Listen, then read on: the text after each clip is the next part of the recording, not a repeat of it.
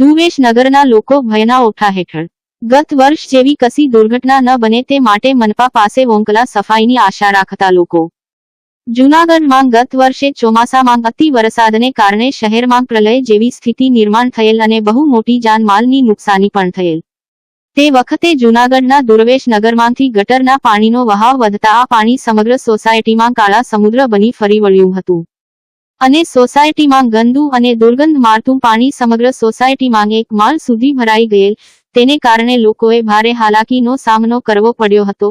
આ વખતે પણ ચોમાસું નજીક છે અને નરસિંહ તળાવની કામગીરી પણ મંથર ગતિએ ચાલે છે, તો ફરી વખત આવી કોઈ અઘટિત ઘટના ન બને તે માટે તકેદારીના પગલાં મનપા દ્વારા લેવાય તેવું લોકો ઈચ્છી રહ્યા છે અને આવું ફરી બને તો જવાબદાર કોણ, તેવો વેધક સવાલો લોકોમાં ઉઠવા પામેલ છે।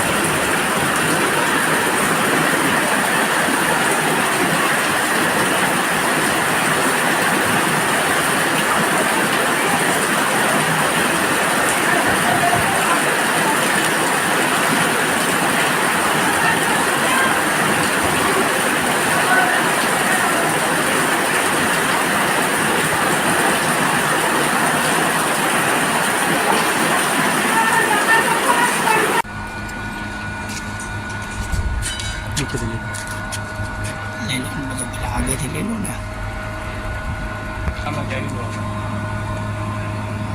અને અહીંથી ઉતરીને છે ને આપણે જ અહીં જોવા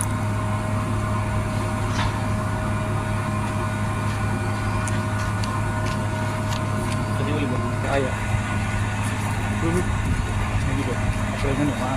આખું બંધ છે એ ખબર પડે।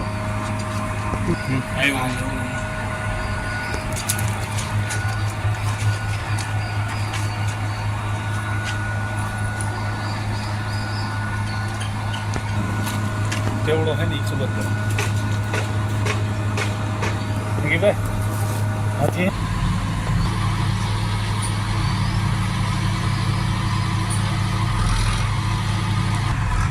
આગળ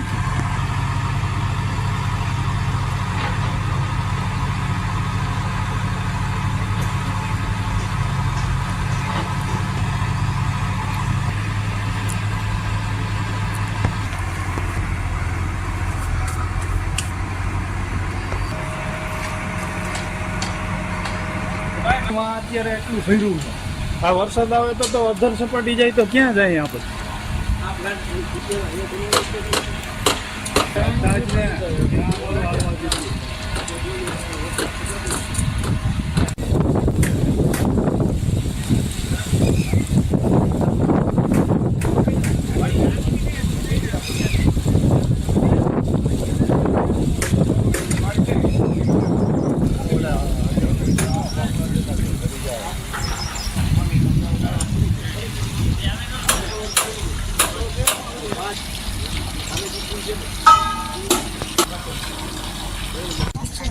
તમારે બોલવાનું મારે બોલવાનું કોઈ આટલું બોલીએ તો એનો કોઈ મતલબ ના ખાતો નથી. હું બધાનો નહીં થાય છે અત્યારે ચાલુ જ છે.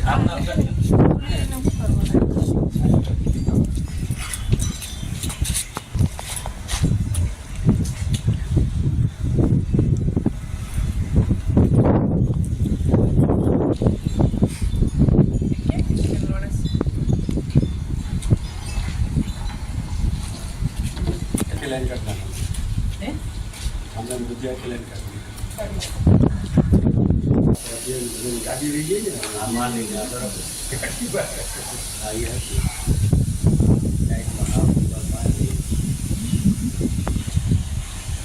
वाला तो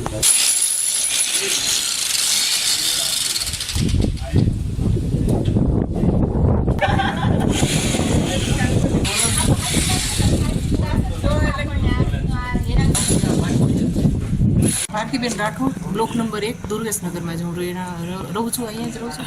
અને પાણી આવ્યું હતું ત્યારે બહુ પરિસ્થિતિ ખરાબ હતી અને હજી એ પાણીની અસર અમારે આમાંથી કોઈમાં ગઈ નથી. કેમ કે સબમર્સિબલ બધાને બગડી ગયા છે અને વાતાવરણ બગડી ગયું છે. બધાય બીમાર જેવા છે, બાળકો, વૃદ્ધો. અને પાણી એટલું આવ્યું કર્યું તોય નગરપાલિકાવાળા કોઈને હજી એને ગંભીરતા દેખાતી નથી કે એ કોઈ આવીને હજી વિચારતા નથી કે આ લોકોનું હવે શું થશે પરિવાર. અમને તો ડર બહુ લાગે છે કે ફરીવાર પાણી આવશે તો અમારી હાલત શું થશે.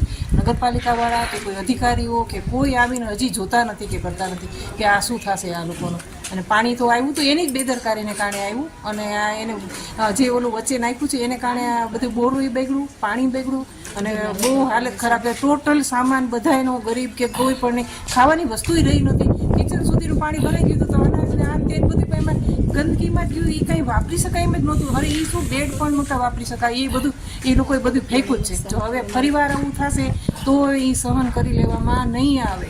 એના ગમે તે આગળ પગલાં બધા ભરશે, એના જવાબદાર ભરશે તો એના જવાબદાર નગરપાલિકા અધિકારીઓ અને મેઇન વ્યક્તિઓ હશે ને એ રહેશે. હા, સોસાયટીના બધા વ્યક્તિઓ નક્કી કર્યું જ છે કે જો હવે ફરીવાર આવી રીતે થાય તો આપણે બધા સાથે મળીને હાઈકોર્ટમાં જઈશું અને આ લોકો સામે પગલાં લેશું કે એને કારણે જ થયું. કાળવો ખાલી કરવાનું કરે અને જે પાણી જંગલનું પાણી આવે પૂર કેટલું આવે એની અંદર એને પ્લાન્ટ બેહાડો તો એનો પ્લાન એ જ છે ને કે આ લોકોને હેરાન કરવા અને ભલે બધાને પાણી જાય અને ભલે બધા હેરાન થાય. એ જ થયું ને. એના તળાવમાં જતું હતું પાણી વર્ષો ત્યાં એ બધું વ્યવસ્થિત હોય જ જતું હતું. આ એને પ્લાન્ટ કર્યો અને પાળો બાંધ્યો એને કારણે આ બધું થયું. હજી એ જ છે એની પરિસ્થિતિ. ગંદકી બધી બહાર સાઈડમાં રાખે છે. પૂર આવશે એટલે ગંદકી પાછી અમારે આવશે. અમને તો બહુ ડર લાગે છે. એટલે હવે જો એવું કાંઈ થશે તો આગળ પગલાં ભરીને અમે બધા સોસાયટીના માણસોએ નક્કી કર્યું છે કે કોર્ટમાં જાશું, નગરપાલિકા એના અધિકારીઓ એના વિરુદ્ધમાં કે આ લોકો જાણી જોઈને આ બધું કરે છે કે ધ્યાન નથી આપતા. બહુ ધીમી હાલે છે. વર્ષ દિવસ થયા કરે છે. તળાવ ખાલી હોવાને કારણે આજુબાજુના વિસ્તારમાં પાણી ખલાસ થઈ ગયા છે.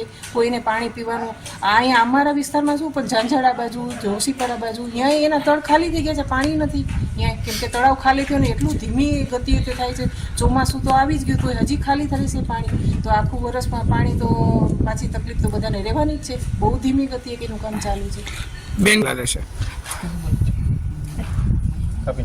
મારું નામ મહિડા સેજલબેન છે. હું દુર્ગેશનગરમાં રહું છું અને અમારે ગયા વર્ષે જે પાણી આવ્યું હતું એને હિસાબે અમારે લાખો રૂપિયાનું નુકસાન થયું હતું અને આ વર્ષે ન આવે એ બદલ અમારે એટલું કહેવાનું છે કે મહાનગરપાલિકા, મેયર એ બધા લોકોને એટલું જ કહેવાનું છે કે આ વર્ષે અમારે પાણી ન આવે અને જાનહાનિ માનહાનિ ન થાય એ બદલ અમને કાળવો સાફ કરી આપે, આરસીસી કામ કરી આપે. અને જો કાંઈ બી આ વખતે વરસાદ વધારે આવ્યો અને કાંઈ બી થયું જાનહાનિ માનહાનિ કે તો એ લોકો ઉપર અમે પૂર્વ દાખવાઈ કરવામાં આવે છે કે અમે આગળ પગલાં ભરશું અને કાર્યવાહી કરશું. જો આ લોકોએ આગળ તળાવમાં એ રીતે કામ કર્યું છે કે અનલીગલ છે, કારણ કે વચ્ચે એ લોકોને બાંધવામાં આવતો જ નથી, કારણ કે કોઈ ડેમ એ નથી, તો આ લોકોને એ બેદરકારી જ કહેવાય. ગયા વર્ષે અમારી ઉપર એટલી આફત આવી હતી કે આ તળાવમાં બાંધકામ અનલીગલ કરવાના હિસાબે અમારી ઉપર આ રીતે 40 વર્ષથી અમે રહીએ છીએ, પણ પાણી ક્યારેય આવ્યું નથી. પણ આ તળાવનું કામ વિકેટિનેશનનું કામ કરવામાં આવેલ છે, તે બદલ અમારા દુર્વેશનગરમાં પાણી આવ્યું હતું અને અમારે લાખો રૂપિયાની નુકસાની થઈ છે. પ્લસ ઘણા છોકરા ડૂબતા હતા, પણ એ લોકોને અમે બચાવી લીધા છે. પાણી એટલું આવ્યું હતું અને અમારે અહીંયા 200-250 મકાન છે, એટલા બધા લોકોને આ રીતે થયું હતું. આ વર્ષે ન થાય એ બદલ અમારે એટલી દરખાસ્ત કરવાની છે કે ધ્યાનમાં લે. એ લોકો ત્યારે આવ્યા નહોતા, કોઈ જોવા પણ નહોતું આવ્યું. તો આ વર્ષે પણ હજી નથી આવ્યા અને આ ચોમાસું હવે તો બેસી જ ગયું છે. એટલે આ લોકોને એટલી દરખાસ્ત છે કે જો આગળ નહીં એ લોકો કઈ કામગીરી કાંઈ બી દાખવે તો અમે લોકો આગળ કાર્યવાહી કરશું.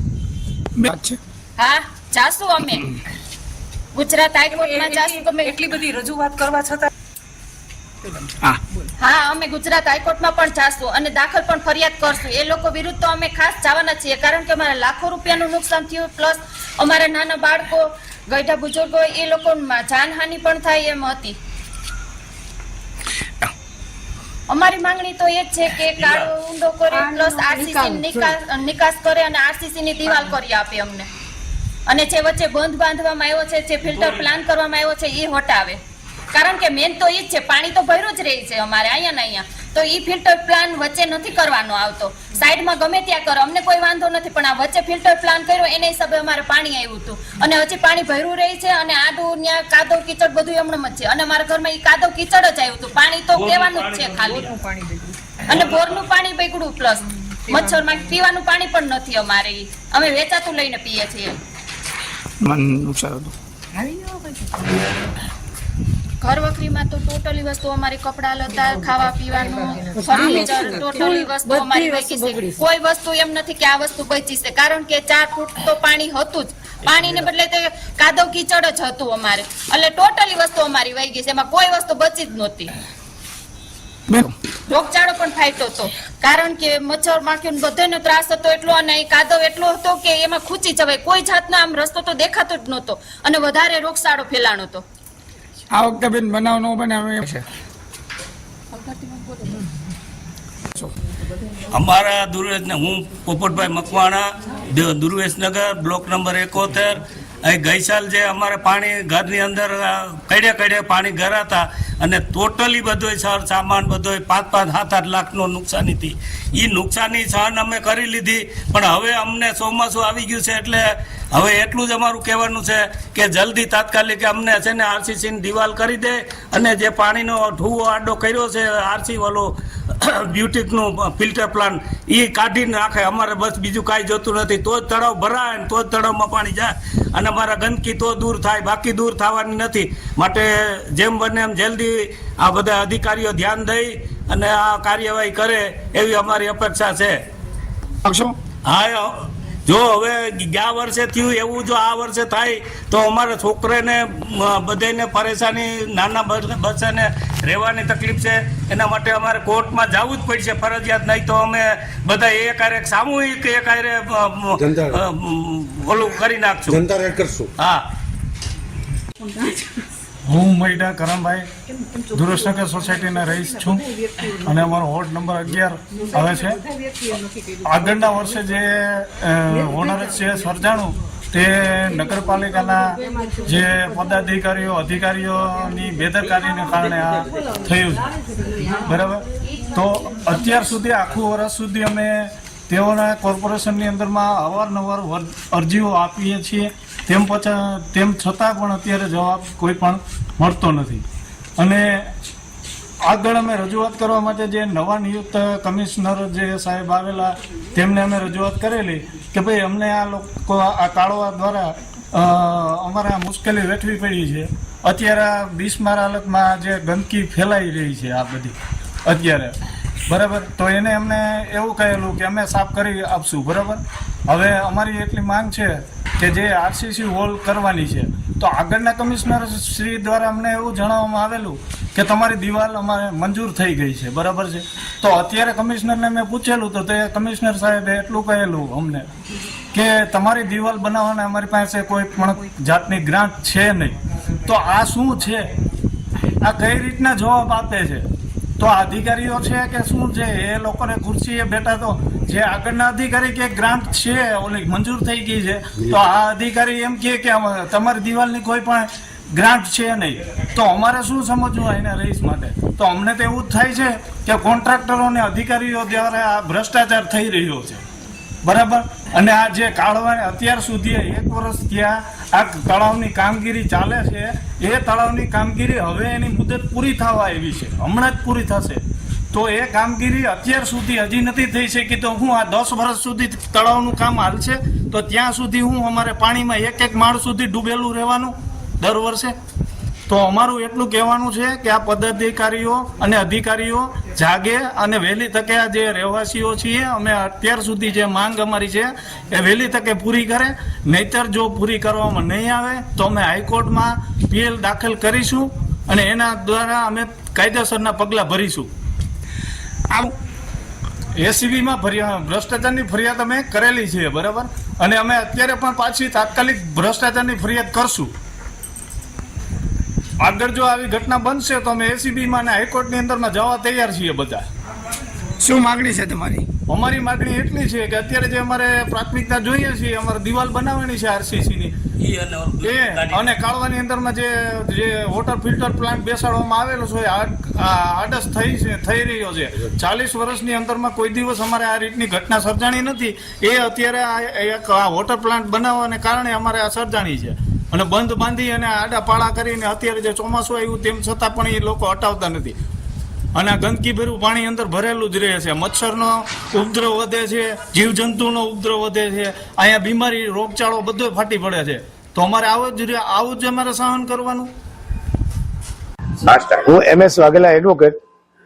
હું દુર્વેશનગર સોસાયટીમાં રહું છું અને ગયા વર્ષે 29/6/2023 રોજ જે કાળવાના ઓકળાનું પાણી આવેલું અને જે નરસિંહ સરોવરના બ્યુટિફિકેશનની કામગીરી સબબ જે પાળો બાંધી દીધો અને ત્યાં પાણીનો ભરાવો થયો અને એ પાણીના ભરાવાના કારણે પ્રેશર વધતા એ સોસાયટીની દિવાલો તોડી અને સોસાયટીના ઘરોમાં કાદવ કીચડ જેવો પાણી ભરાયેલું, જેને કાળો સમુદ્ર કહી શકાય. ત્યારબાદ લોકોમાં પોતાના ઘર વખરી, કરિયાણું, અનાજ, ફર્નિચર એ તમામ નાશ પામેલું.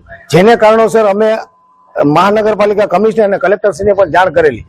ત્યારે એ લોકોએ અમને આશ્વાસન ને સાંત્વના આપી અને કામગીરી ચાલુ કરેલી. પણ આજ દિન સુધી જે નરસિંહ સરોવરની બ્યુટિફિકેશનની કામગીરી જે ધીમી ગોકળગાયની જેમ ચાલે છે અને એ કારણોસર હજી પણ એને પાડા બાંધેલા છે. જો આ વર્ષે પણ વાતાવરણમાં ક્યારે પલટો આવી જાય અને ક્યારે વરસાદ આવી પડે અને વરસાદને કારણે ફરી પાછું આ હોનાર જેવી સર્જાય, એને કારણે ન સર્જાય એટલા માટે અમે લોકોએ સોસાયટીના સામૂહિક લોકોએ વ્યક્તિગત અરજીઓ પણ મહાનગરપાલિકાને આપેલી છે અને કમિશનર શ્રી સાહેબે પણ અમને સાંત્વના આપેલી છે કે અમે 10 જૂન પહેલા તમને આની સગવડતા કરી આપશું. પણ હજી આજ દિન સુધી થયેલી નથી. પરંતુ તેમ છતાં અમારી કાયમી માટેની માંગ એવી છે કે RCC હોલ બનાવી આપે.